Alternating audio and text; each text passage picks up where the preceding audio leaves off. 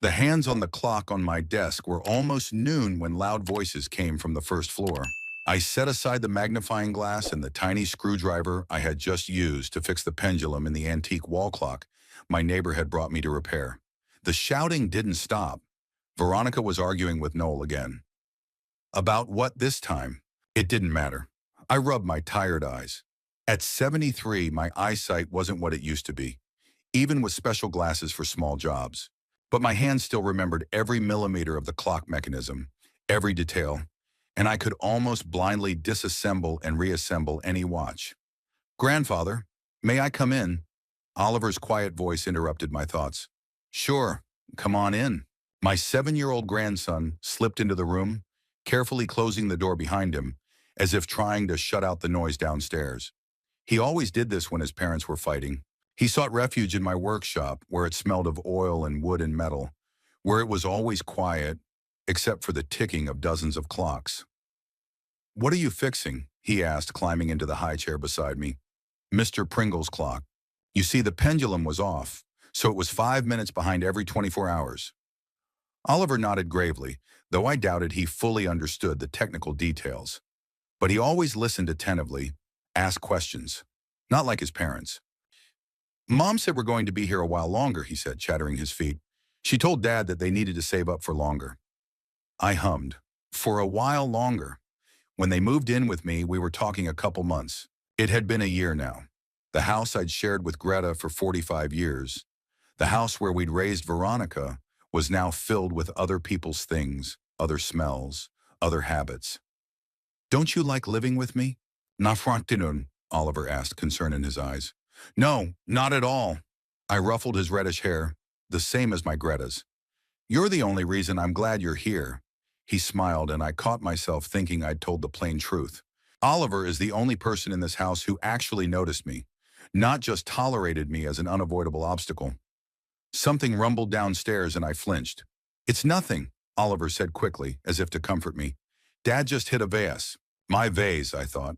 The Chinese porcelain that Greta and I had brought back from the only trip we'd ever taken abroad. For our 30th wedding anniversary. "Veronica," Noel's voice came. "Your father left his tools on the kitchen table again." I sighed. My tools. On my kitchen table. In my house. "I'll go clean it up," I said to Oliver, getting up. The pain in my knee came back to me with a sharp stab. "I can do it for you," the boy offered. "No." I shook my head. "I'd rather do it myself." As I walked down the stairs, I could hear Veronica grumbling as she picked up the shards of the vase. Noel stood leaning against the kitchen counter, phone in hand. "Oh, there you are," my daughter said as I walked in.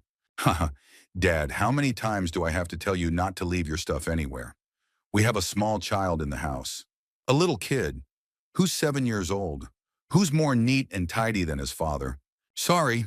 I gathered up the tweezers and small butter dish that I had actually forgotten when I made myself toast this morning. I was distracted. "You're always absent-minded," Veronica sighed, straightening up with a dustpan full of shards. "And anyway, maybe you should move your workshop to the garage. All those clocks in your room, ticking at night. Noel can't sleep well because of it." We agreed that my room would remain inviolate, I reminded her, trying to keep my voice calm. Yeah, of course," she waved it away. "Just think about it, okay?" Noel finally got off the phone. "Theo, have you seen my blue tie? The one with the stripes?" "No," I answered. "I don't go in your room." "Greta's room," I corrected myself mentally. The bedroom where my wife and I had spent nearly half a century, where she had died on a quiet spring morning 5 years ago, holding my hand. "Maybe you accidentally took it in the wash with your stuff?" Noel insisted. "I only do my own laundry," I replied, feeling the irritation building up inside.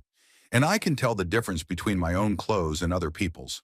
Veronica gave me a disapproving look. "Dad, we're just trying to find a tie. There's no need to react like that." I silently walked out of the kitchen, clutching my tools in my hand. This house had once been my sanctuary. Now I felt like an intruder. After lunch, which passed in tense silence, I decided to get some air. Samuel, my friend since high school, lived 3 blocks away. We agreed to meet in the small park between our houses, a tradition we'd maintained for years. Sam was waiting on our usual bench, feeding breadcrumbs to the pigeons. In his 75, he looked younger than I was, tall, still slender, with a mop of gray hair. A widower like me, but unlike me, he lived alone. His son and his family settled on the other side of the country. "You look lousy, Theo," he greeted me, shifting on the bench. "What's the matter? Is your health acting up?" I shook my head, sinking down heavily beside him. "Health's fine. As healthy as it can be at our age. It's just—" I paused, searching for words. "Family problems?" Sam guessed. "How are your tenants doing?" "They're not tenants," I countered. "They're my family. The one that took over your house." I didn't answer right away. It was the first time someone had articulated what I'd been thinking about all this time. "I feel like an outsider, Sam," I finally admitted, "in my own home. Veronica, she's always been stubborn, even as a child, but now she acts like she's doing me a favor, letting me live under the same roof as them. And her husband. He's a piece of work, I remember," Sam said. "Why don't you kick them out?" "It's your house, after all," I sighed. "How could I kick my own daughter out? And Oliver? It's not the boy's fault." "How about a nursing home?" Sam suggested it. "My nephew put his mom in a nice place. They say it's nice. It's got company. It's got care." "No," I shuddered at the thought. "I'm not going to live out my life in an institution. My home is all I have left of Greta." Samuel looked at me for a long moment, then put his hand on my shoulder. "Theo, listen to an old friend. I know what it's like to cling to the past, but sometimes you have to think about yourself. If you're unhappy in your own home, something has to change." "I'll think about it," I promised, though I had no idea what I could change. We sat for a while, talking about nothing. The baseball game that had been broadcast yesterday, the new bakery that had opened on the corner of Maple Street, the weather that was getting colder as fall approached. The usual conversations of two old men. When I got home, Veronica was in the living room hotly discussing something on the phone. When she saw me, she quickly ended the conversation. "Daddy, where have you been?" I was worried. "Shuck it to him. I met with Samuel," I answered, taking off my jacket. "The usual. You could have warned me. At your age, walking alone—" "At my age, I've been walking alone for 70 years. I interrupted her, feeling the irritation return. "Sonar, and I'm still able to walk to the park and back without an escort." Veronica pressed her lips together. "I'm just worried about you." "No, you're not," I thought, but kept silent. It would be a pointless argument. That evening, when Noel came home from work, I heard them whispering in the kitchen. I couldn't make out the words, but Veronica's tone was insistent, almost aggressive. I decided not to interfere and went up to my room, where Mr. Pringle's watch was waiting for me. Before I went to bed, Oliver came to say goodnight, as usual. It was a little ritual of ours that Veronica knew about but never participated in. "Grandpa," he asked, sitting on the edge of my bed, "have you ever been afraid of something really badly?" I wondered. "Of course I have. Everyone is afraid of something." "And what did you do?" "Do what?" I smiled. I looked my fear in the face. "You know, fear is like a shadow. It seems huge when the sun's behind you. But when you turn to face the sun, the shadow disappears." Oliver thought about what I said. "I'm afraid Mom and Dad are going to fight again," he said finally. "They're always arguing about money and about—" He stopped, biting his lip. "About what, Oliver?" "Nothing," he answered quickly. "Just money. I didn't insist. Whatever was bothering the boy, it wouldn't be right to push him." "Don't worry," I hugged him. "Adults argue sometimes. It doesn't mean they don't love each other or you." He nodded, but I could see in his eyes that my words didn't convince him much. When Oliver left, I lay awake for a long time, listening to the clock counting down the seconds, minutes, hours. The world outside the window was sinking into the darkness of night, and I thought about what Samuel had said. Maybe it really was time to make a change. But what exactly? And how? I didn't know the answers to those questions. But for the first time in a long time, I began to think about the future. Not just the past. The morning sunlight was filtering through the loose curtains when I woke up to a strange noise. Through the drowsy haze, I didn't immediately recognize what was going on, but the sound was definitely coming from the hallway. I pulled on my robe and walked out of the bedroom. The door to the closet, where old things and documents were kept, was ajar. Inside, Veronica was methodically going through stacks of papers, putting them in different stacks. "What are you doing?" "Schön moin," I asked, and she flinched, clearly not expecting to see me. Daddy, you scared me. She tried to smile, but it was unconvincing. I just thought I'd clean up a little. There's so much junk in here. I looked around the closet. There was a lot of stuff that had accumulated over the decades. Old albums, boxes of letters, documents. But it was my junk, my memories. I'll take care of my own stuff, I said, trying to speak calmly. Don't worry. Come on, Veronica kept smiling. It's not hard for me. Besides, a lot of things can be thrown away. Why keep accounts from 20 years ago? I looked at the papers in her hands. They weren't bills, but letters from Greta, letters she'd written to me when I traveled on business trips in the early years of our marriage.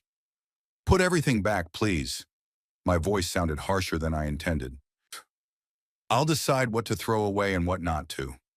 Veronica pressed her lips together, but she didn't argue. Whatever you say, I just wanted to help.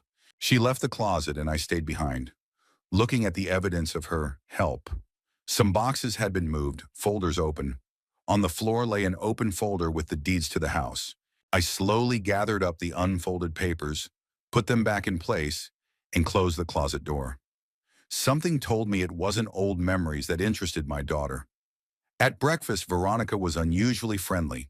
She even fried bacon and eggs for me, though she usually just reminded me to watch my cholesterol. Daddy, Noel, and I were thinking, she began, pouring me a cup of coffee. Maybe we should redecorate a little. That wallpaper in the living room is all faded, and the couch. I like my couch, I interrupted, and the wallpaper too. But it's so old-fashioned. She splashed her hands. And the heavy furniture takes up so much space. If we moved everything, it would make the room seem more spacious. I slowly put my fork away. Veronica, when you moved in, it was a temporary residence, not renovation. But we want what's best for you. She looked at me with that condescending smile she was getting more and more often. You'll be more comfortable in a more modern environment. I'm comfortable now. Daddy, you're just used to it, she sighed. At your age, people are afraid of change. That's normal. But sometimes you have to. At my age, people know what they want. I got up from the table. And I don't want change in my house. I left before finishing my breakfast, feeling my daughter's eyes on me. Going up to my room, I sat at my desk and stared at the unfinished clock. My hands were shaking slightly with irritation, and I knew it was best not to get to the fine work in that state.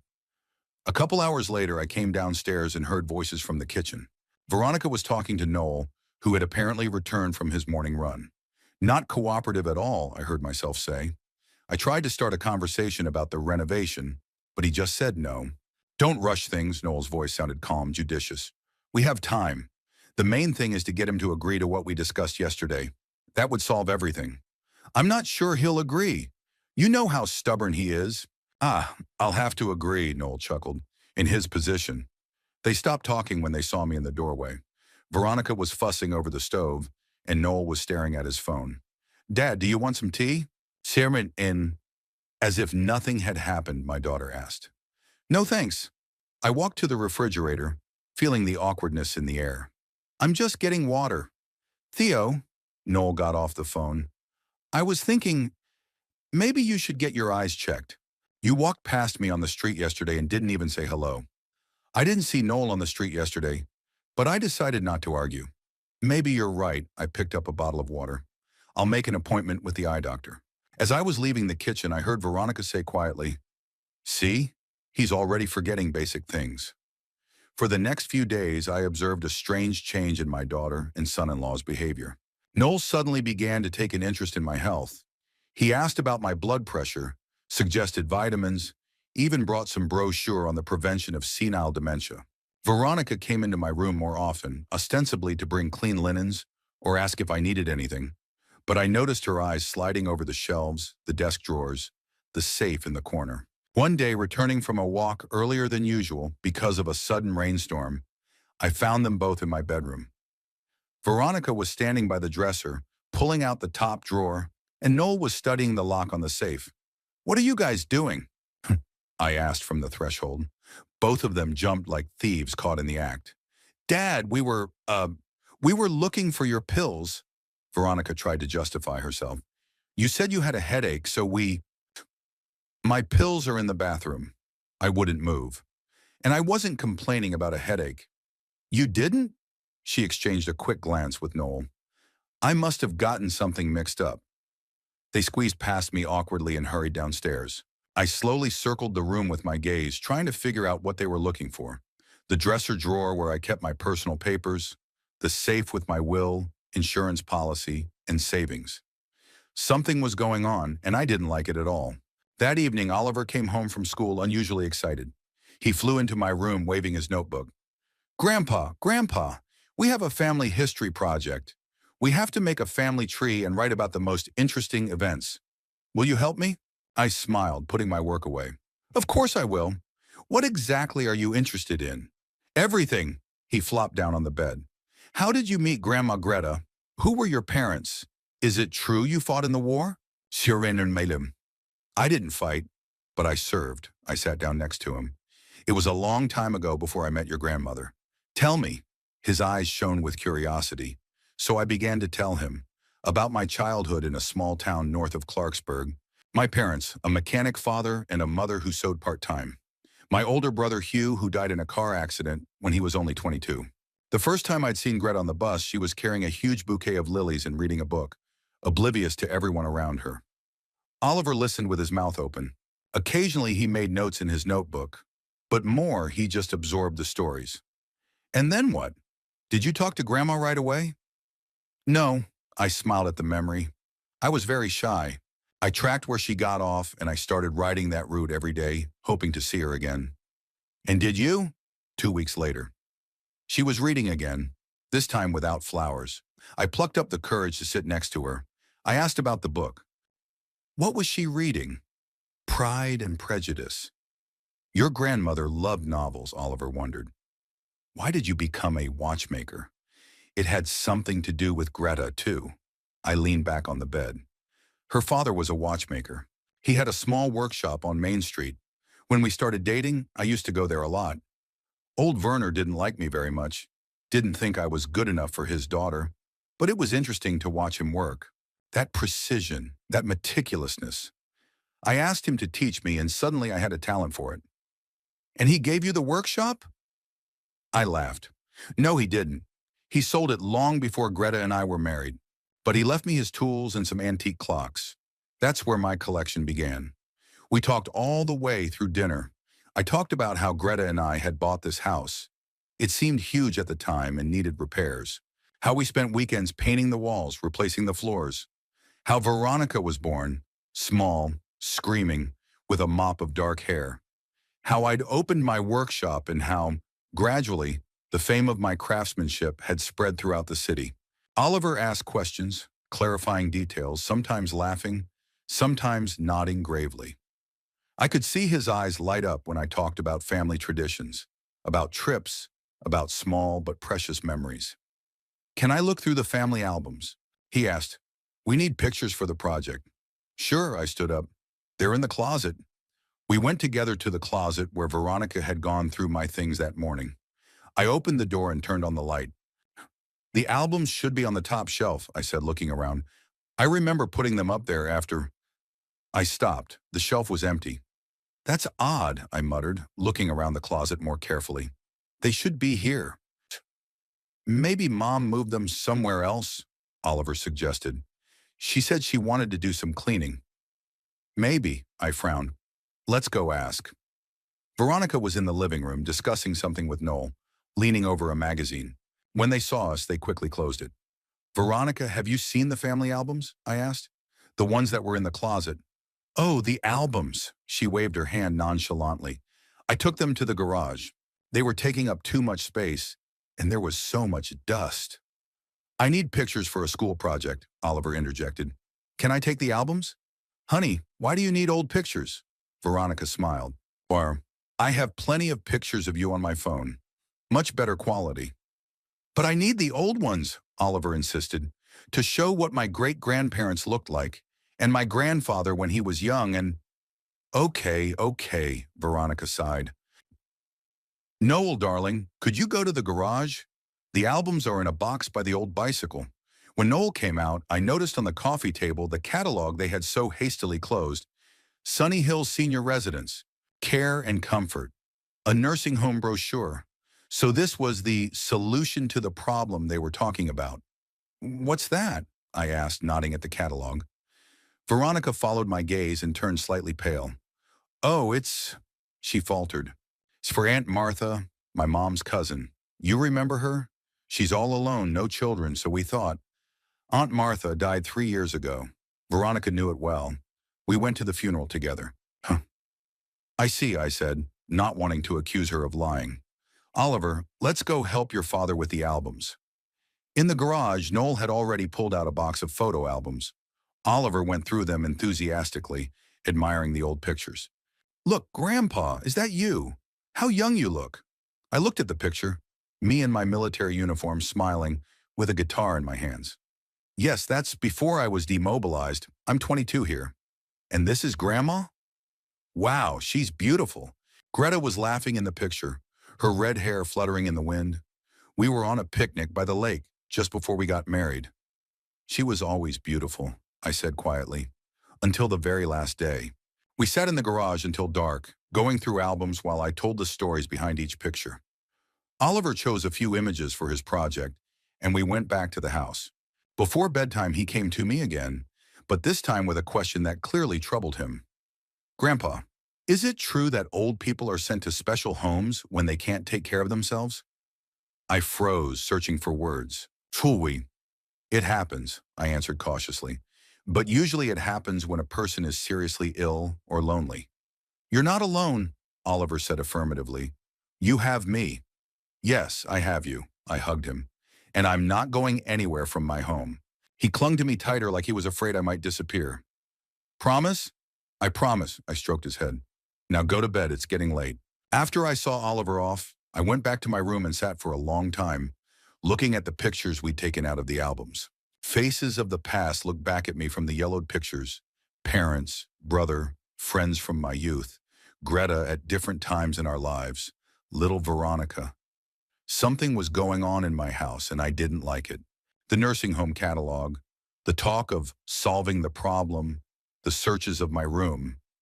It all added up to an unpleasant picture. For the first time in a long time, I felt not just irritation, but real fear. What are they up to? And how far were they willing to go? The next few days passed in tense anticipation. I tried to pretend that I didn't notice anything, but inwardly I was wary. Veronica and Noel continued to behave strangely, either overprotective or unexpectedly cold. I began to notice the way they looked at each other at the table, the way they cut off conversations when I entered the room. By Friday, Veronica suddenly announced that she was having a family dinner on Sunday. There will be Noel's parents and our good friend Perry Dawson and his wife, she said as she chopped vegetables for the salad. You like Perry, remember? You met him at Oliver's birthday party last year. I vaguely remembered a full balding man with a loud laugh. I didn't remember much about him, and I certainly couldn't tell if I liked him or not. I see, I replied without enthusiasm.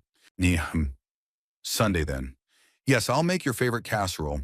She smiled a little too broadly. Just don't overwork yourself before the weekend, okay? Save your strength.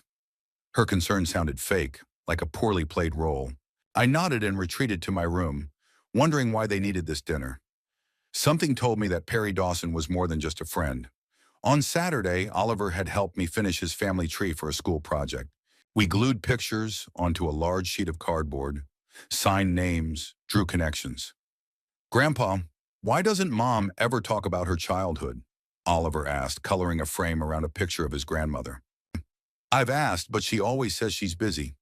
She must have a lot on her mind, I replied diplomatically, though I was frustrated inside. Was Veronica really that ashamed of her past? Are you going to tell me more? Sir, Oliver looked at me hopefully. Like how Mom was a little girl? I smiled and began to tell. About how Veronica decided when she was 5 that she wanted to be a magician and made me buy her a magic set.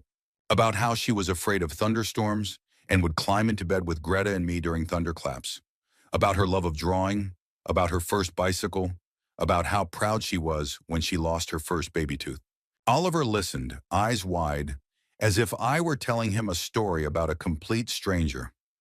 Perhaps to him it was true that little girl in my stories had little in common with the reserved and perpetually disgruntled woman his mother had become. Dekinturn. Why had she changed? He asked suddenly, making me wonder. People change, Oliver, I answered after a pause. They grow up. They face difficulties. Sometimes they forget who they were when they were kids. I don't want to change like she did, Oliver said seriously. I want to be like you. His words warmed my heart, but they worried me at the same time. I didn't want a rift to grow between Oliver and his mother. Shumni. Your mom loves you, I said, though I wasn't sure if it was enough. She just shows it in her own way. Oliver nodded, but I could see that he wasn't too convinced. In the evening, having finished the project, we went downstairs. Veronica and Noel praised the family tree with exaggerated delight, but I noticed Veronica frown when she saw some of the pictures. Why did you take those pictures? She asked me quietly when Noel pulled Oliver away. I told you, you could have used more modern ones. It's our family history, I said. Your son has a right to know it. She pursed her lips, but didn't say anything. Sunday came faster than I wanted it to. The house had been in a flurry since morning. Veronica was cooking. Noel was arranging the furniture. Even Oliver had been forced to put on a decent shirt. I'd also been asked to look presentable, which in Veronica's mind meant wearing a suit. It's just a family dinner, I tried to object. Why so formal? Daddy, please, she almost begged. It's important to us. I gave in, putting on an old but still good suit that I usually kept for special occasions. I refused to tie my tie, though. Noel's parents arrived first, a prim couple who always looked at me with barely concealed disapproval. Then came Perry Dawson and his wife, a thin woman with a strained smile. Mr. Hutchins? Perry shook my hand vigorously. It's good to see you again. I nodded politely, trying to figure out what it was about this man that seemed so unnatural to me. Dinner began tentatively. The conversation didn't flow, despite Veronica's best efforts to liven it up. I silently ate the casserole, which, by the way, wasn't my favorite. Greta never added broccoli, which I couldn't stand. After the main course, when Veronica brought dessert, Perry Dawson coughed and suddenly spoke over me. Mr. Hutchins, Veronica tells me you were an excellent watchmaker. Sontronanomum. I'm not a bad watchmaker now, I countered, noting the past tense in his phrase. Oh, of course, he smiled quickly. But it must be hard to do such painstaking work now. Your eyesight, your hands. My hands are fine. I set my fork aside. And my eyesight, too. Dad, Perry's just worried, Veronica interjected. We're all worried. You've been absent-minded lately, forgetting things. What exactly have I forgotten? I looked her straight in the eye. Well, she hesitated. When last week you forgot to turn off the stove, and you don't remember where you leave your tools. I didn't remember the stove, but I decided not to argue. Something told me this conversation was following a pre-planned script. Mr. Hutchins, Perry spoke again. I'm an elder care consultant. I specialize in finding the best solutions for people who need extra support. That's what it is. An elder care consultant, not just a family friend. Very interesting, I said coldly. And what solutions do you offer? There are wonderful residences, he began enthusiastically, with professional staff, medical care, organized leisure activities. People of your age feel safe in such places. People my age, I repeated, feeling anger rising inside. And they're all happy to be there, surely. Dad, Veronica put her hand on mine. We just want you to be happy. This big house, all these stairs, cleaning, it's too much for you. And it's not too hard for you, I pointed out, especially when I'm not here. There was an awkward pause. Noel cleared his throat. Theo, you misunderstand. We're thinking of your well-being. Of course, I smiled, but I felt my lips quiver. My well-being, not the house you'll get when you fuse me into this institution. Daddy, Veronica exclaimed, how can you think like that? How am I supposed to think that? I looked around at everyone here. Santara, you move into my house, go through my things, pull out my papers, bring in this counselor without even telling me. And you expect me to happily agree to leave? No one's talking about moving immediately, Perry interjected in a soothing tone. It's a process. We could start with day visits. Sunny Hills offers an excellent adjustment program. Sunny Hills was the name from the very brochure I'd seen. Everything was falling into place. I'm not going to Sunny Hills, I said firmly. Siwon, not for a day, not for an hour. Theo, be reasonable, Noel's mother said. It is unwise to live alone at your age, and Veronica and Noel can't look after you forever. They have their own lives. I didn't ask them to look after me, I objected. And I didn't ask them to move in with me. It was their choice. A temporary choice, Veronica reminded me. We didn't plan to stay here forever, but then we saw how hard it was for you to be alone, and we decided. Decided what? Mom, I looked at her, my only daughter, and didn't recognize her. Take my house and send me to an old folks' home? It's not an asylum, she exclaimed. It's a modern complex with, call it what you want. I got up from the table. But I'm not going anywhere. This is my home, and I'm staying here. I left the table and went upstairs to my room, feeling my heart pounding. There were muffled voices coming from downstairs, Veronica explaining something, Perry giving advice. They were talking about me as if I were an unintelligent child or an old man out of his mind. After calming down a little, I realized that I couldn't stay in my room all evening. It would look like defeat, like an admission of weakness. Gathering my will in my fist, I went back downstairs. Dinner continued, but the atmosphere was icy. Oliver sat with his eyes down in his plate, and the adults pretended as if nothing had happened. When Veronica saw me, she smiled strained. Daddy, there's still dessert left. Do you want some? No, thanks. I sat down in my seat. Keep talking. I'll be listening. Perry was clearly uncomfortable, but he quickly pulled himself together. I was just explaining the benefits of residency care. It's not necessarily a permanent placement. Many people start with short visits. I understand, I interrupted him, but my decision remains the same. The rest of dinner was spent in awkward attempts to change the subject. The weather, politics, Oliver's schoolwork, it all sounded fake.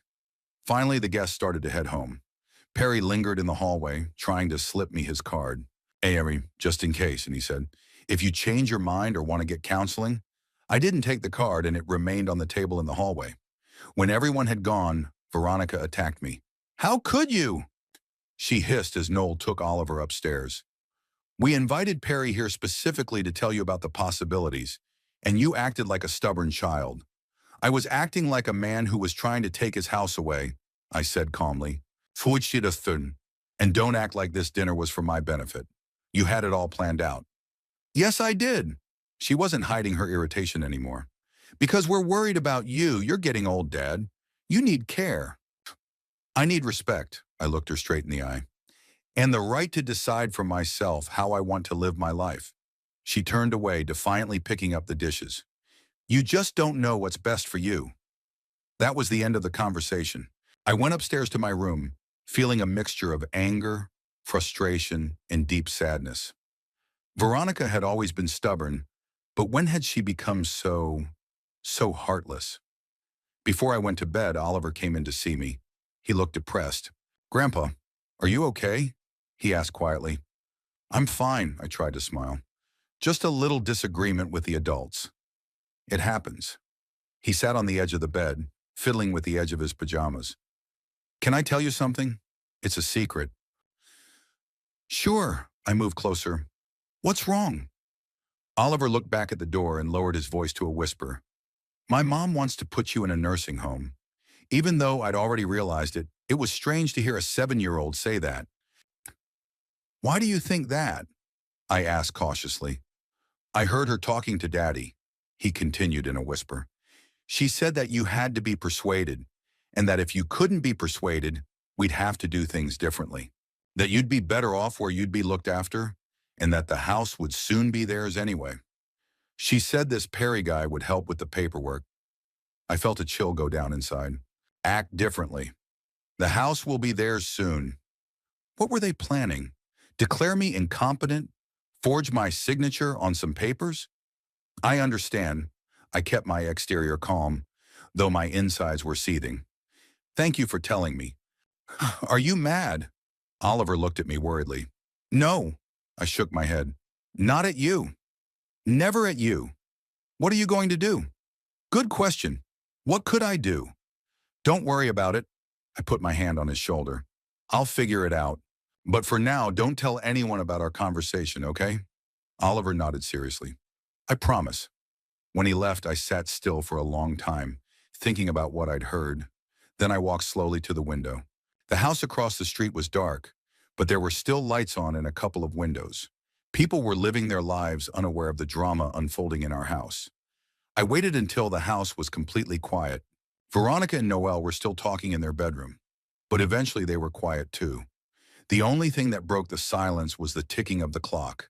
Dozens of mechanisms counting down the seconds of my life. When I was sure everyone was asleep, I quietly walked over to the safe hidden behind the painting. Old but solid, it opened with a barely audible click. Inside were the deeds to the house, an insurance policy, some cash, and most importantly, my will. A document drawn up shortly after Greta's death, in which I left all of my possessions to Veronica. I pulled out the will and reread it carefully. A simple text in which I declared my daughter my sole heir, hoping she would keep the house where she'd grown up, where her mother had lived. How wrong I was. The solution came instantly. I have to change the will. And not just change it. I need to act quickly before Veronica and Noel have time to carry out their plan. I folded the documents neatly, took some cash, and tucked it all into the pocket of my old jacket. Then I dressed quietly and went downstairs, trying not to squeak on the steps. The front door might have creaked, so I went out the back. The night air was cool. I inhaled deeply, feeling my head clear. Well, it was time to visit an old friend who could help me make things right. Patrick Loomis, my longtime friend and lawyer, lived across town. The only way to get to him at this hour was by cab. I walked a few blocks away from the house before pulling out my phone and calling for a car. The cab arrived 10 minutes later. The driver, a young guy with an earpiece in his ear, looked at me in surprise. "Shuri, are you going too far at this hour, Grandpa?" "I have an urgent matter," I said, giving him the address. He shrugged his shoulders and drove off. The city outside the window was unusually empty and quiet. The sparse streetlights illuminated the deserted streets, creating an almost ghostly atmosphere. 20 minutes later, we pulled up to the apartment building where Patrick lived. I paid and got out, feeling uncertain. It was late, almost 1:30 in the morning, but I couldn't wait until morning. Something told me that procrastination could ruin everything. I pressed the bell of Patrick's apartment and waited. A minute later, a sleepy voice answered the intercom. "Who is it?" "It's Theodore Hutchins. Sorry for the late visit, Patrick, but I need your help. It's urgent." There was a pause, then the intercom beeped and the door opened. I stepped into the entryway and slowly made my way up to the third floor. Patrick was already waiting for me at the open apartment door, wearing a robe and a worried face. "Theo, what's wrong?" "I need to change my will," I said without preamble. "Today." After my meeting with Patrick, I came home in the morning. Luckily, no one had noticed I was gone. Veronica and Noel were fast asleep, and Oliver was usually the last to wake up. I slipped quietly into my room, hid the new documents in a secret place behind my dresser drawer, and went to bed feeling oddly relieved. Patrick didn't ask too many questions. He listened to me carefully, drew up a new will, and certified it, promising to formalize all the formalities in the next few days. Veronica was no longer my sole heir, and that gave me time for the next step. In the morning, I came down for breakfast later than usual. Veronica threw me a concerned look. "Daddy, are you okay? You look tired." I didn't sleep well. It was true, though not all of it. After last night's conversation, her face softened. "Anakin, Dad, we just want to—" "I know what you want," I interrupted, pouring myself a cup of coffee. "But let's not start this day with an argument." She nodded, clearly pleased that I hadn't continued yesterday's confrontation. Noel, staring down at his phone, didn't even look up. Only Oliver smiled at me when I sat down at the table, and I winked back at him. Our little secret. After breakfast, when Veronica had left to run errands and Noel had taken Oliver to school, I pulled out my old laptop and started researching. First was to find out the real value of some of the pieces in my watch collection. Over the years, I'd collected some really valuable pieces. Vintage pocket watches, rare wall clocks, a couple of antique chronometers that I'd gotten from grateful customers. It turned out that the clocks were worth more than I had realized, especially a 19th century Swiss pocket watch that I had restored with my own hands 15 years ago, and a marine chronometer that had been brought to me from England by the son of an old friend of mine. I took some photographs and sent them to an antique dealer I knew, with whom I sometimes cooperated. Morris was an honest man and wouldn't ask too many questions. In the evening, a reply came back. Morris was interested in several pieces and was offering a very decent sum. We agreed to meet in a couple days. The next morning, I waited until the house was empty and went to the bank. I needed to open a new account, separate from the one Veronica knew about. She had access to my main account just in case, as she explained, but now that just in case was taking on a disturbing connotation. At the bank, I was greeted by a young female employee with a polite smile. "What can I do for you, Mr. Hutchins?" "I'd like to open a new account," I explained, "separate from the one I already have." "Of course," she nodded. What type of account are you interested in?" "Something with good access, but not linked to my main account. And if possible, I'd like to receive statements via email rather than mail." She helped me choose the right option, and I completed the paperwork. The new account was opened in my name, but no one knew about it but me. That was the first part of the plan. Back home, I decided to start with the hardest part, selling part of my collection. After selecting the 5 most valuable pieces, which at the same time had no particular sentimental value to me, I carefully boxed them up. These watches were rarely displayed prominently, so Veronica would hardly notice their absence. "What are you doing, Grandpa?" Oliver's voice caught me off guard as I stowed the last of the clocks. Getting some clocks ready for repair," I lied, hating the need to lie to my grandson. "It wasn't a big deal." He nodded, but I could see an understanding in his eyes that didn't match his age. "You're going away, aren't you?" he asked quietly. I sat down on the edge of the bed and gestured for him to join me. "Listen, Oliver, sometimes adults have to make tough decisions. And yes, I might have to go away for a while. But that doesn't mean I'm leaving you. You're leaving because of Mom. That wasn't a question. That was a statement." "I'll leave to do what I think is right," I answered carefully. "And I'll always be there for you, even if I'm not under the same roof. You'll be able to come visit me." "Nashiwan, promise?" "I promise." He hugged me silently, and I felt a prick of conscience. My leaving would be hard on him, but the alternative was even worse. The next day I met Morris at his little antique store. He examined the watch closely, admiring its condition. "Well done, Theo. As always," he smiled. "But why did you decide to sell it? As I recall, you always said your collection was not for sale." "Circumstances change," I said evasively. Morris nodded understandingly. "I can offer this amount." He wrote a figure on a piece of paper. The sum was more than decent. I agreed without bargaining, and an hour later the money was transferred to my new account. Now I could move on to the second part of the plan.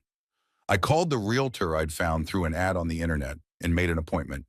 I needed something small, cozy, and most importantly, far from my current home. Linda Pierce, an energetic, middle-aged woman, met me in her office. "Mr. Hutchins, nice to meet you. You said you were interested in a small house?" "Yeah, something compact. One story. Maybe in the Pine Grove neighborhood?" Pine Grove was a 20-minute drive from downtown, but it was a different world. A quiet, green neighborhood with low houses and lots of parks. "I've got a few options there." Linda perked up.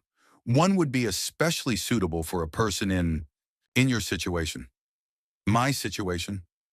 She meant my age, of course, but I didn't bother to correct her. We looked at a few listings and one caught my eye. A small but neat cottage with a garden, not far from the park. 2 bedrooms, a living room, a kitchen, and most importantly, a small room that could be turned into a workshop. "I'd like to see the house," I said to Linda, "preferably soon." She suggested we go right away, and I agreed, even though it meant I might not be back before Veronica arrived. However, it was time to show her that I wasn't accountable for my every move. The cottage was even better than it looked in the pictures. It was small but bright, with a comfortable layout and a well-tended garden. I immediately imagined how I could live here, with my watch, with my tools, without the constant feeling that I was an extra in my own home. "How much?" I asked when we finished looking around. Linda quoted a price that was well within my means, especially with the money from the sale of the watch. "I'll take it," I said firmly. "Are you sure?" She looked surprised at my quick decision. "Tonem, usually people think for a few days, consult with their family." "My family trusts my choice." It was an outright lie, but who cares now? And yes, I am confident.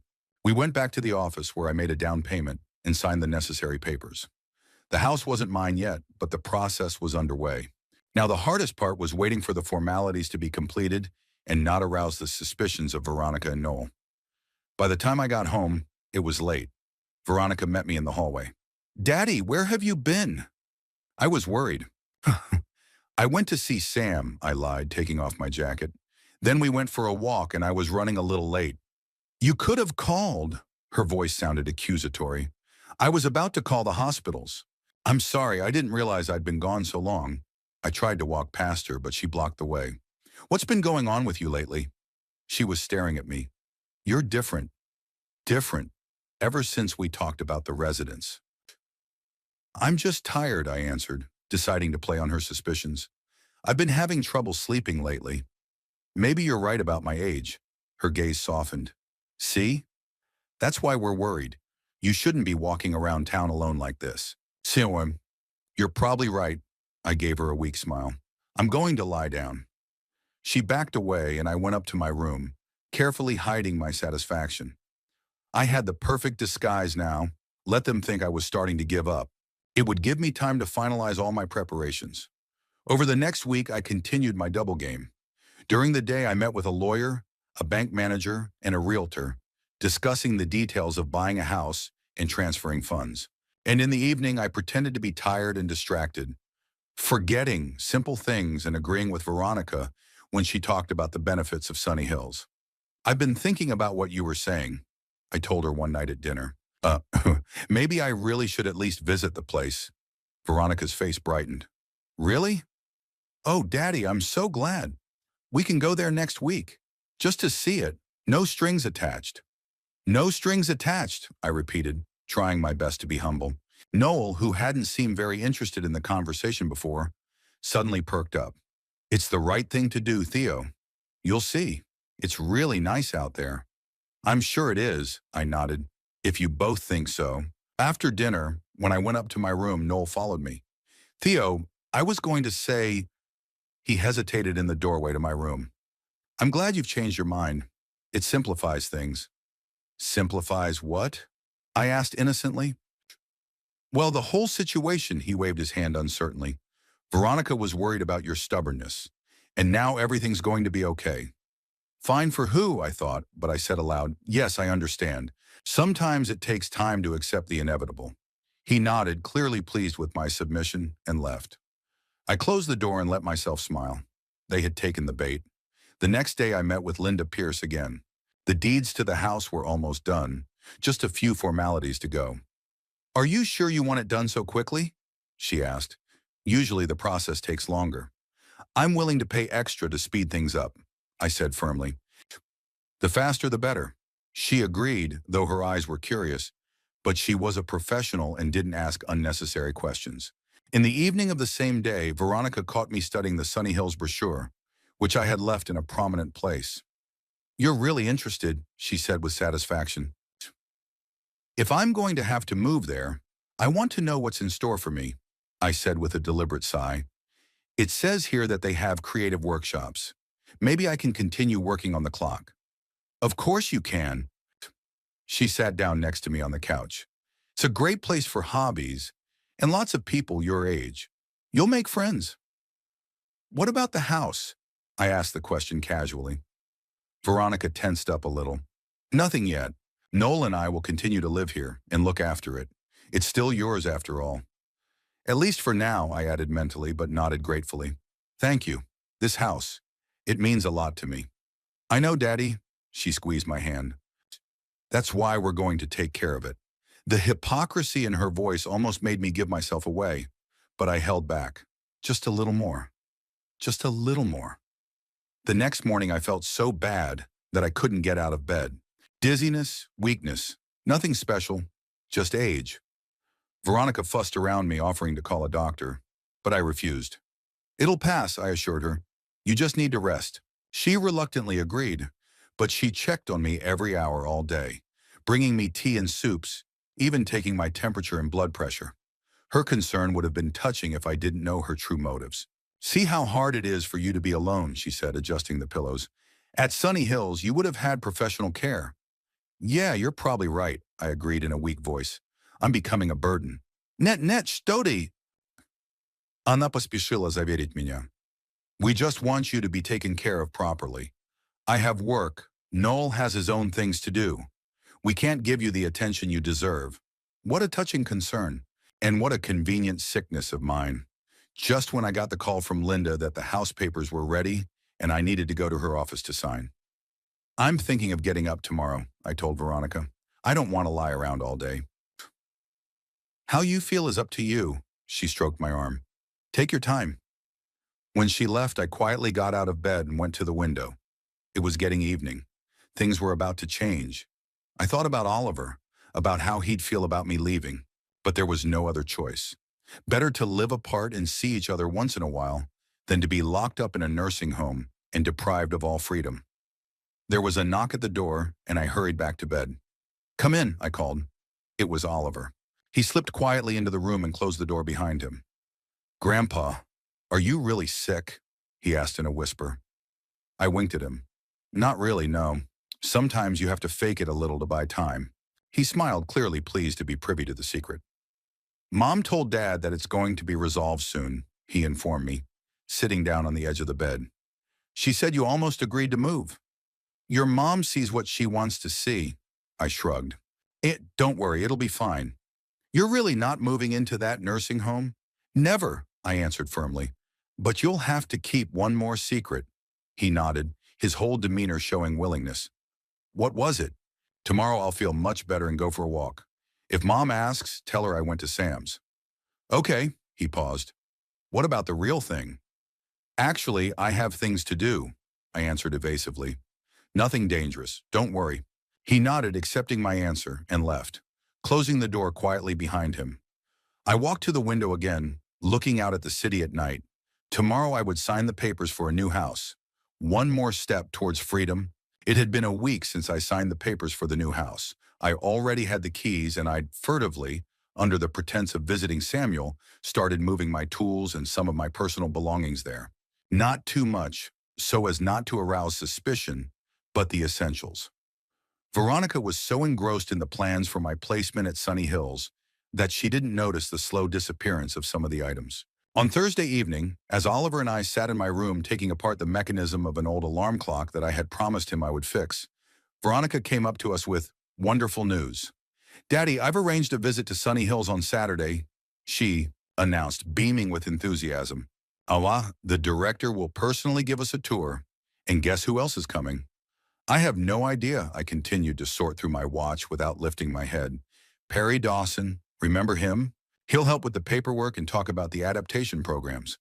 They also have temporary housing for a week, so you can get a taste of what it's like to live there. I looked up and saw Oliver tense up. I shook my head slightly, letting him know I had it under control. What if I don't like it? I asked calmly. Veronica hesitated. Well, you're a reasonable man. I'm sure you'll like it. It's very nice there.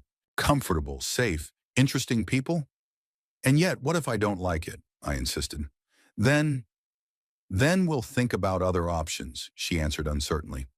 But you have to give it a chance. For us. For your health. Okay, I agreed. Saturday is Saturday. She brightened, not noticing Oliver's concerned look at me. That's great. Also, I invited Perry and his wife to dinner tomorrow night, just to socialize a bit before the visit. He knows so much about the problems of the elderly and how to solve them. Great, I went back to the alarm clock. I'll be glad to see him again. When Veronica left, Oliver asked quietly, Are you really going to this house? No, I answered firmly. But they don't need to know that yet. He breathed out a sigh of relief. The next day I noticed Veronica fussing over making dinner. She'd made my favorite dish, rosemary roast chicken, cleaned the house, even made Noel put on a decent shirt. It all seemed like an attempt to give the impression of the perfect caring family.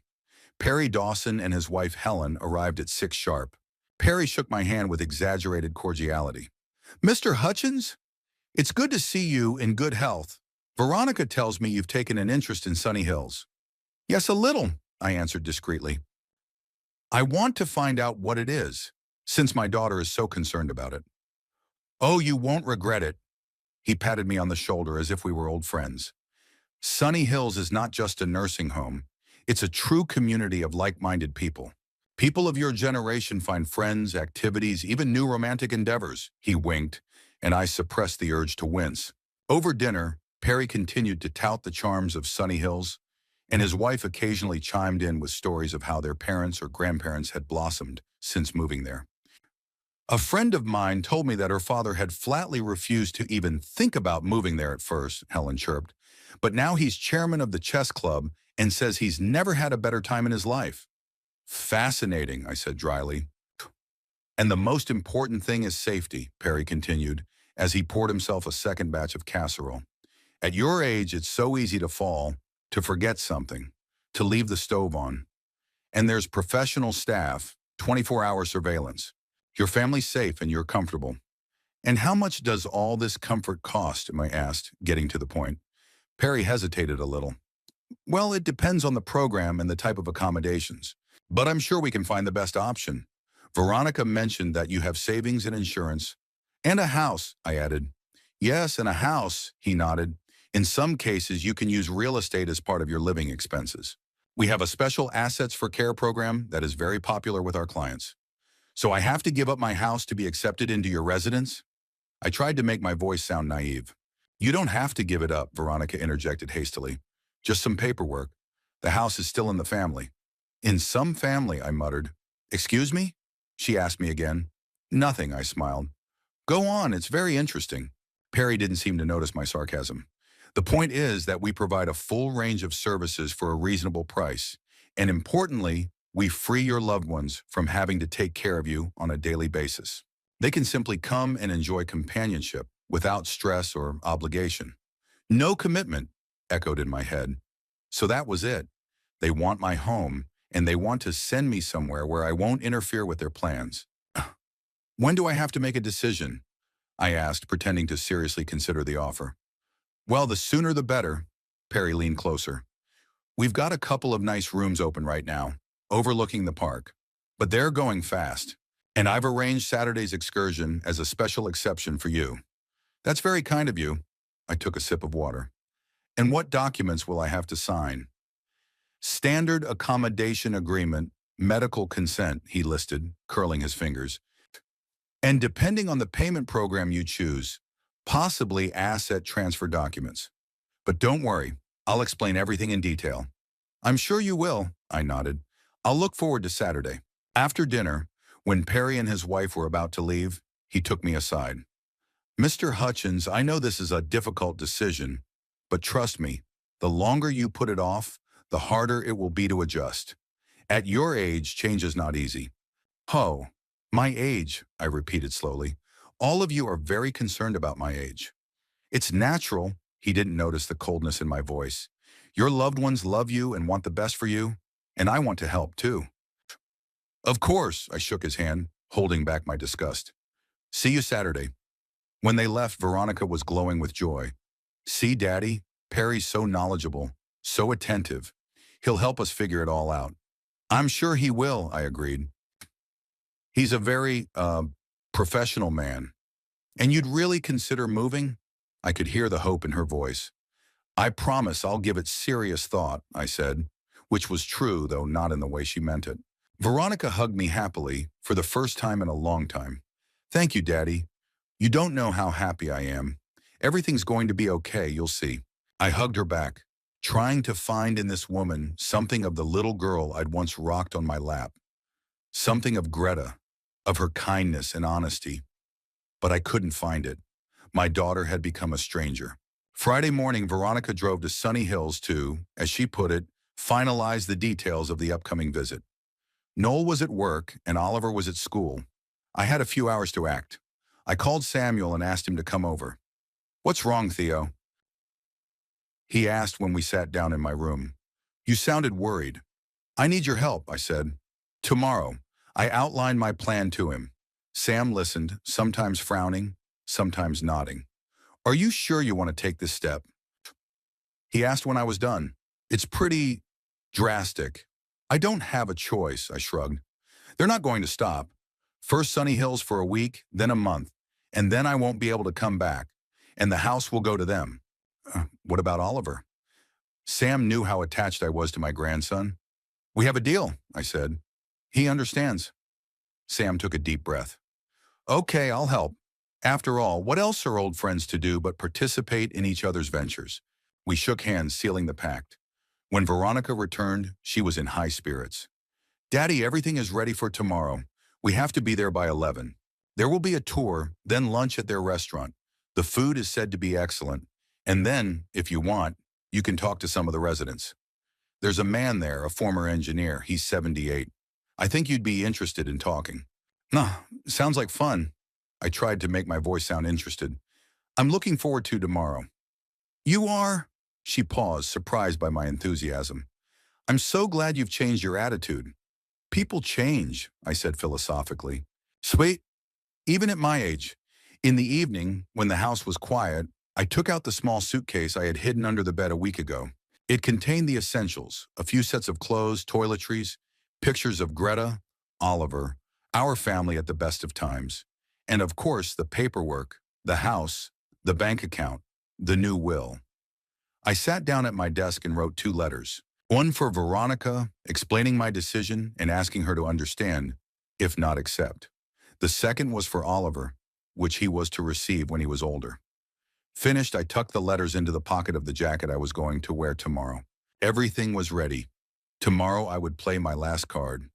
I didn't sleep well that night, tossing and turning, listening to the sounds of the house. The old walls, the familiar creaks, the ticking of the clock.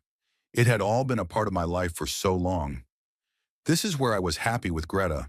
This is where Veronica was born and raised. It's where I spent the best years of my life. But home isn't just the walls, it's the people who live in it. And now this house is filled with strangers, strangers' intentions. It's no longer my refuge. In the morning, Veronica was unusually sweet and caring. She cooked my favorite breakfast, helped me to choose clothes decent for the visit, even offered to help me shave. I can do it myself, I said softly. After all, I wasn't completely helpless yet. Of course, Daddy, she smiled. I just wanted to help. Noel was suspiciously friendly, too. He even offered me his new sweater, to make a good impression. It's full of old people like me, I grinned. They don't care what I'm wearing.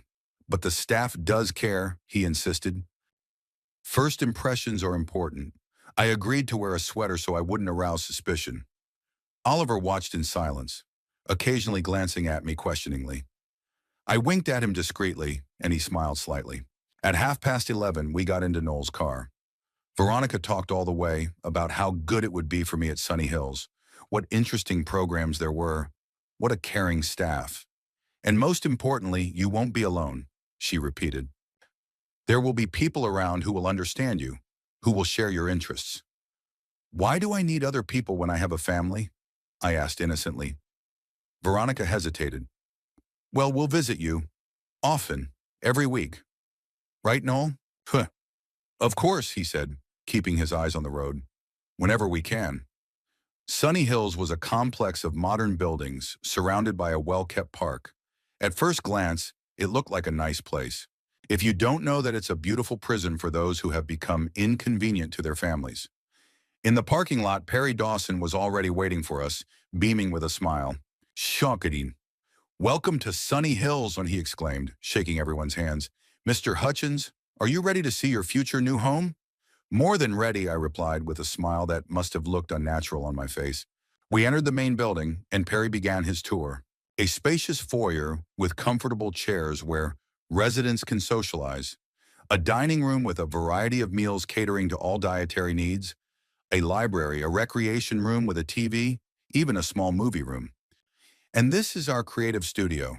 Perry opened the door to a bright room with several tables. We have painting and sculpting classes here, even computer classes. Did you mention you like to work with clocks? Here you can continue your hobby. I took a look around the room. Small tables, simple tools, bright but uncomfortable lighting for delicate work. It looks interesting, I said. Perry continued to show me the other rooms, and I discreetly checked the time. It was almost noon. It's time. Excuse me, I need to use the restroom, I said, interrupting Perry's tale of a great physical activity program for Golden Age people. Sure, he pointed in the direction. Second door on the right down the hall. I nodded and headed in that direction, feeling Veronica's eyes on me. She was obviously afraid I might change my mind or cause a scandal. In the restroom, I pulled out my phone and sent a prearranged message to Samuel. It's time. Then I took a deep breath, preparing for the next step. When I returned, Perry was already leading my family to the living quarters. This is where we have our residence apartments, he pointed down a long hallway with doors on either side. The rooms are singles and doubles with private baths. Very comfortable and cozy. He opened one of the doors. This, for instance, could be your room, Mr. Hutchins. Park view, lots of light, plenty of room for your personal belongings. I looked around the room. Clean, neat, impersonal. A typical hospital room disguised as the comforts of home. Sayanam, very nice, I said. How many people live in one room like that? It's a single room, Perry said proudly. Just you. There are cheaper and simpler options, of course, but Veronica said you'd prefer a private room. How thoughtful of her. I looked at my daughter, who was smiling nervously. And when do I have to make a decision? Well, Perry hesitated. We have a few spaces available right now, but they're filling up fast. If you decide to stay today for a trial week, we could get the paperwork done right away. Today? I acted surprised. But I'm not ready. I don't have my things. I have to pack. Oh, that's not a problem, Veronica quickly intervened. Sonny, I can bring everything you need tomorrow. And basic toiletries are provided here, right, Mr. Dawson? Absolutely, he confirmed. It's all included in the package. I looked around thoughtfully, pretending to consider the offer seriously. All right, I finally said. Let's try this trial week. When do I have to sign the papers? Perry's face brightened. Right now, if you don't mind. I've got it all set up. We can go to my office. I nodded, noting how Veronica and Noel exchanged victorious glances. They thought they'd won. They were wrong. I'd spent the evening the night before at my new home, where Samuel had brought me right after I'd escaped from Sunny Hills. The maneuver was simple but effective. While Veronica and Noel filled out paperwork in Perry's office, I asked permission to get some fresh air in the park, promising to be back in 20 minutes. Perry readily agreed, and Veronica was too busy finalizing payment details to pay attention to my leaving. Sam was waiting for me at the park gate, as agreed. A few minutes later, we were racing away. I ignored the phone calls from Veronica, muting them. Let them worry. It was a small price to pay for their plans for me. My new home greeted me with silence and emptiness. The furniture was minimal, a bed, a table, a couple chairs, a bookshelf Sam had brought. But I loved it. Everything here belonged to me. No one was going through my stuff, pulling out drawers, or judging me as a waste product to be gotten rid of. Are you sure you can do this alone? Sam asked me before he left. I could stay the night. No, man, I patted him on the shoulder. I'm fine. Tomorrow's a big day, and I need to get ready, and you've already done more for me than anyone. He nodded and left, and I was alone in the room that would soon be my new workshop. I set up the tools I'd brought, hung a few pictures on the walls, and sat by the window, looking out at Pine Grove asleep. Despite my fatigue, I didn't sleep well. Thoughts of tomorrow, of Veronica's reaction, of Oliver's future, all of it swirled around in my head, keeping me awake. By morning, I felt defeated, but determined. At 9 o'clock, I called Veronica. She answered after the first ring. Daddy, where are you? We're going crazy. The police. Calm down, Veronica, I interrupted her. I'm all right. I'm home. Home? Her voice sounded confused. We arrived in the evening. You weren't there. I didn't mean that house, I said. I have a new house. I want you and Noel to come to my place at 2 o'clock this afternoon. I'll text you the address and bring Oliver. What? What are you talking about? What new house? Dad, you're scaring me. 2 o'clock, Veronica, I was adamant. We need to have a serious talk. I hung up without waiting for her reply and sent a text with the address. Then I called Patrick and confirmed that he would be at my place at 2:30 with the documents. All I had to do was wait. I spent the morning settling into my new home. I unpacked, arranged a few dishes, hung my favorite clock on the wall in the living room. Life went on, albeit in a new place. Patrick arrived right on time with a briefcase full of papers. Everything is ready, he said. The deed to the house is signed and registered. The house is all yours. The new will is also in order. Veronica won't be able to contest it unless, of course, she tries to have you declared incompetent. She could try, I said thoughtfully, but I don't think she'll succeed, especially after her tricks with Sunny Hills. Oh, anyway, you're legally protected. Patrick put the papers on the table. Do you want me to be present for the conversation? I shook my head. No, it's a family matter, but thanks for the offer. He left 10 minutes before the appointed time, wishing me luck. I settled into a chair in the living room, preparing myself for the most difficult conversation of my life. At exactly 2 o'clock, the doorbell rang. I took a deep breath and went to open it.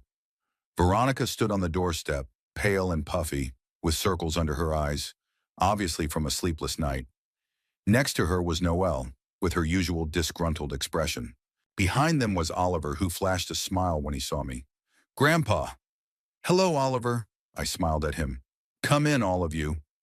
They walked into the house, looking around in bewilderment. What is this place? Veronica asked, looking around at the modest furnishings. Whose house is this?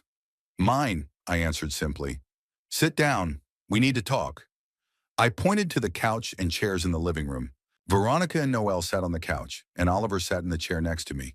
So, I began when everyone was seated, I have news for you. I sold the house on Clover Street. Veronica blinked as if she didn't understand what I was saying. What? What house? Our house? My house, I corrected her. The one you and Noel were planning on getting when you sent me to Sunny Hills. Dad, what are you talking about? She tried to sound puzzled, but it was unconvincing. We wanted the best for you. This house, it's too big for you alone, and the stairs and the… Veronica, I interrupted her, let's not do this. I know everything. About your plans, about your arrangement with Perry, about the assets for care program. I'm not blind or deaf, and I'm certainly not out of my mind like you two would like to think. She fell silent, and Noel finally got off his phone. Theo, you've got it all wrong, he began in his condescending tone. We were really thinking of your welfare. The house could be used as part payment for living in a nice place where you'd be looked after. It's reasonable. Anatinum. Reasonable for you. I looked him straight in the eye. The house would go to you, and I'd spend the rest of my life in an institution where you'd stop by once a month for a routine visit. If you ever did. Veronica started to say something, but I held up my hand to stop her. I sold the house to the Bright family. You know them? Good people, with 3 kids. They've been looking for a bigger house for a while. The deal's closed, the money's in. You can't, Veronica whispered. This is our family home. It's where I grew up. It's where my mom lived. Yes, your mother lived there, I nodded. A woman who would never send her father to a nursing home for an inheritance? And by the way, that house was never ours. It was mine. I bought it, paid off the loan for 30 years, kept it in order. I owned it, and I had every right to sell it. Noel flushed. You had no right. We lived there. We've got things, furniture, which I didn't charge you a dime for, I reminded him. You lived in my house for free for over a year. I fed you, paid your bills, tolerated your behavior. And in gratitude, you decided to put me in a nursing home. Veronica cried, but I felt no pity. Too many lies, too much manipulation. Where are we going to live now? She sobbed. Have you thought about that? You'll have to find a new place to live, I answered. You have a month. I've arranged for the Brights to move in on the 1st of the month. Until then, you can stay in the house to find another place to live and pack. A month? Veronica exclaimed. That's impossible. Where are we going to find a place to live in a month? And money. We can't afford to rent something decent. You both work, I shrugged. You'll find something you can afford. You could rent a room in Sunny Hills. They say it's very comfortable. Noel jumped up from his seat. This is outrageous. We're going to sue. You can't just throw us out on the street. I can, I replied calmly. The house was mine, and I sold it. You were guests, not tenants. You didn't sign any contracts. You didn't pay any rent. You could try to sue, but Patrick assured me you'd lose. And legal fees would only make your financial situation worse. Veronica looked at me like she was seeing me for the first time. Shirayir, who are you? She whispered. My father would never do this. Your father never thought his daughter would try to send him to a nursing home against his will, I parried. Times change. People do too. I pulled an envelope out of my pocket and placed it on the table. There's $10,000 in here. It's enough for a down payment on rent and to get back on my feet. Consider it my last gift to you. Noel reached for the envelope, but Veronica intercepted his hand. We don't need your money, she said proudly. We'll manage on our own. As you wish, I tucked the envelope back into my pocket. The offer still stands. If you change your mind, call me. There was a long pause. Oliver listened silently the whole time, shifting his gaze from me to his parents and back again. One more thing, I added. I've rewritten my will. The bulk of my estate will now go to the New Horizons Children's Center. They help disadvantaged children get an education. Veronica turned even paler. You disinherited me? Not completely, I clarified. You'll get a small amount, but not the main inheritance. Why? Her voice trembled. Because I wanted you to be taken care of by professionals?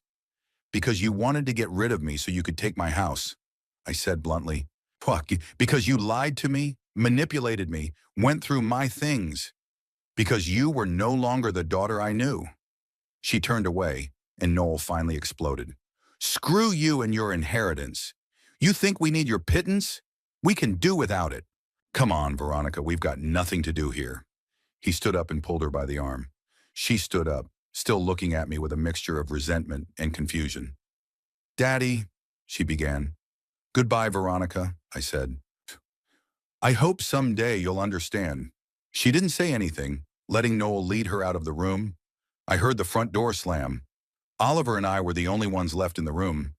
He was staring at me with his eyes wide open. They're really angry, he said quietly. Yeah, I sighed.